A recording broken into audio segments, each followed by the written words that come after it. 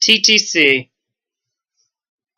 I'm Dolphignition, a really depressed Dolphin.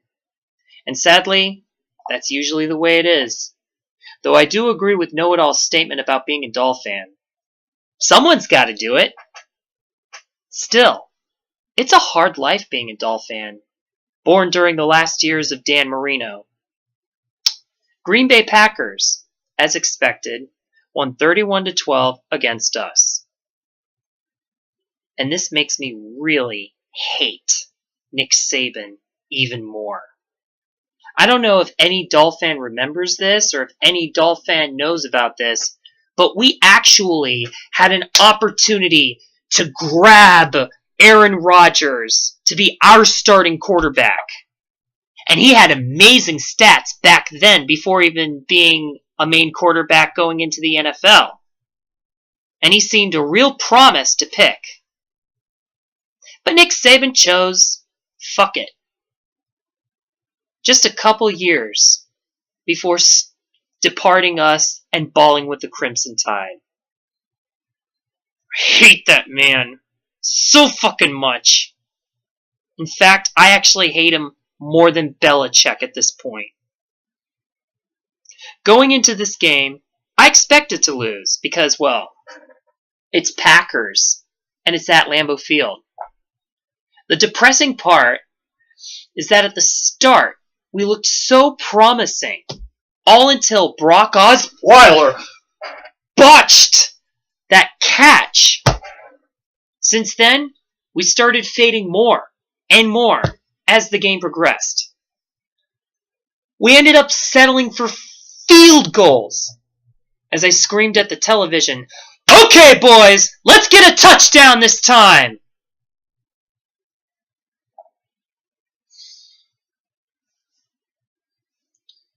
What does this team end up doing? They fail at defending Brock Osweiler, and Brock Osweiler fails at being effective once again! And the sad part is that this game, even Danny Amendola played like shit this game. Gore and a few other players were like the team that kept us going. Right before the big factor that went straight into our demise. Injuries. Jakeem Grant, Achilles. Laramie Tunzel, knee ankle. Kiko Alonso, ankle. AJ Derby, foot. I don't even know if I mentioned the guy who, in the middle of the game, he started limping off with his own cramp. And then, of course, we still have Tannehill still healing his freaking shoulder. Meanwhile, in the early part of the game, this big, husky player from the Packers named Patrick gets back on his feet like it was nothing. He was tackled by two guys! And he stood back on his feet! Don't get me wrong. Injuries are injuries. And, shit happens.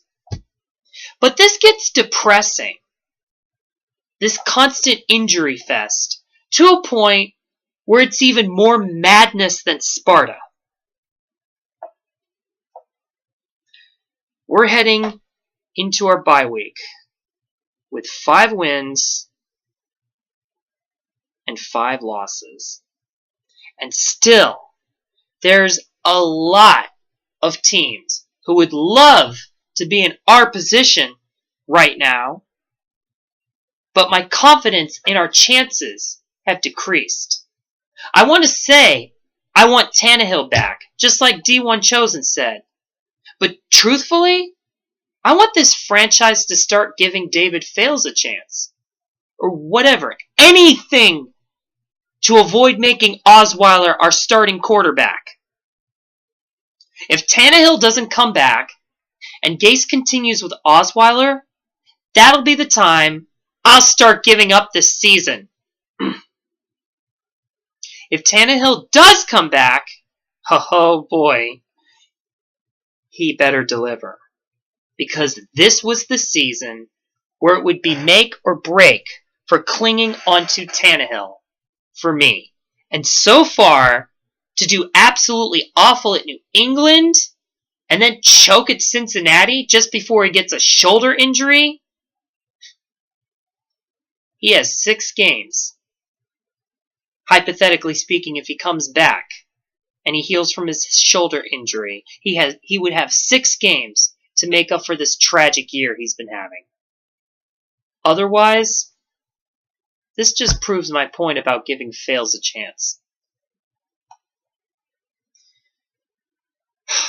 Thank God we finally made it to bye week. And I'll tell you, I'd argue that this was the longest a franchise had to go from one bye week to the next. Last year, our bye week was week 1 when Hurricane Irma hit us. And now after 15 weeks of playing, before starting this season of 9 more till this bye week we're heading into right now, I give credit that we still perform better than most. But what happens heading into Indianapolis is a skeptical mystery to me. As a Patriots hater, I give my shout out to Tennessee Titans for that shocking win. And for the record, in the prediction section of the TTC Discord, I actually picked Titans to beat the Patriots first. Only one other username also predicted. Everyone else, 23 to me and this other person, predicted Patriots would win. So, I want to give a shout out to that other one username that also predicted Titans to win. Ravens Red Zone. Sadly, but acceptingly, however, that result was a double-edged sword, because the Titans prove better than us, along with the Cincinnati Bengals, that they are hungrier for a wild card in comparison to us. We looked promising at the start of the season, but then we don't even look wild card competitive towards the end of the season. I love my Miami Dolphins, but I tell you, the struggle of being a Dolphin is real. Sure, it's probably getting annoying that we keep clinging on to 1972 and always making sure we stay being the only team to complete a perfect season.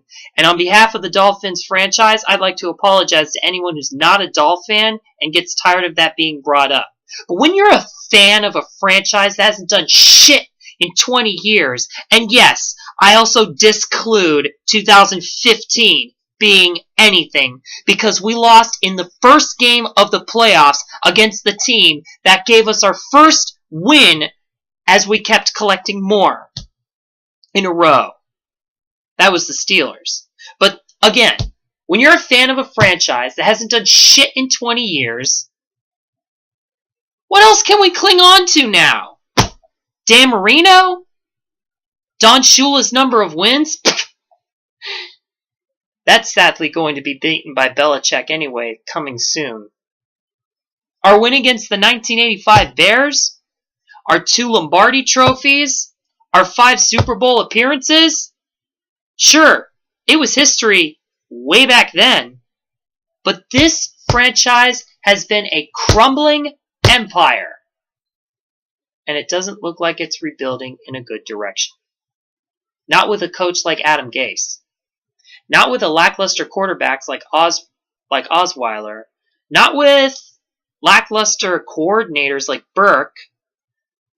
And certainly not with embarrassing choices this franchise makes, such as Cutler over Kaepernick. Or trading away Jay Ajayi. Maybe he was toxic. Maybe he was a toxic guy. But for a 3rd round pick? I feel this franchise is sacrificing the present and the future to keep the past golden. And it's heartbreaking.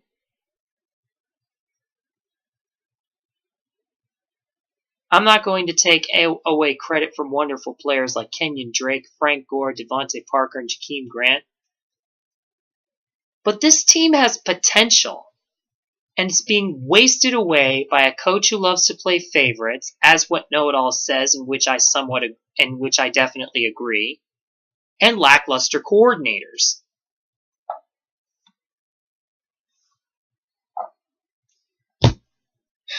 But anyways, to my fellow AFC East, that's right, the entire AFC East has this bye week. Enjoy it. And to the Bills fans, after heartbreaking result, must feel fucking good to be the only team in our division to enter a bye week with a win. So, hats off to you guys. Will you guys score one win on us?